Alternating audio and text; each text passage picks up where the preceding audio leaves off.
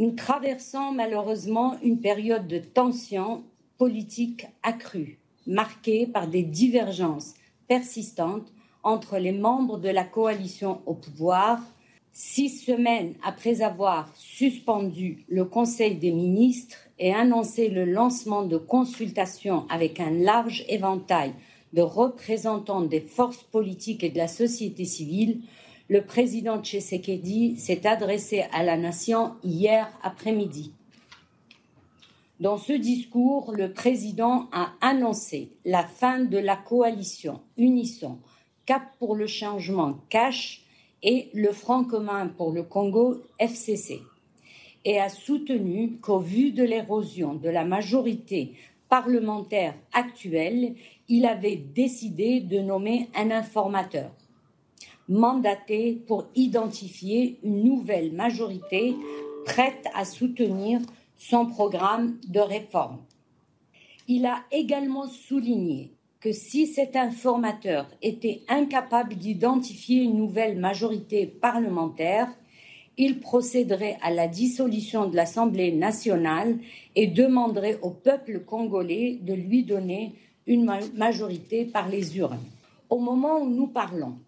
tout en prenant acte de la fin de la coalition décidée par le président, le FCC a rejeté le diagnostic de crise entre le gouvernement et le Parlement et a qualifié les décisions du chef de l'État d'inconstitutionnelles.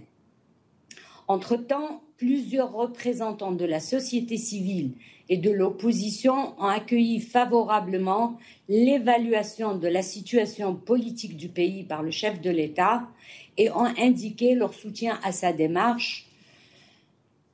Nous devons malheureusement déplorer aujourd'hui des échauffourées entre militants des deux forces politiques autour et à l'intérieur du Parlement. Au vu de ces tensions, la MONUSCO a rencontré au cours des mois derniers de nombreux représentants des forces politiques et de la société civile concernées pour les encourager à résoudre leurs différends par le dialogue et éviter toute provocation susceptible d'inciter à la violence.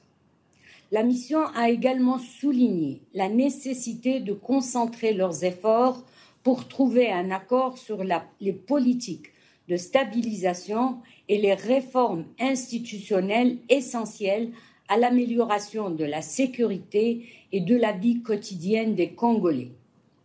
Nous continuerons à faire usage de nos bons offices pour faciliter une résolution rapide et pacifique de cette situation politique délicate qui, si elle persistait,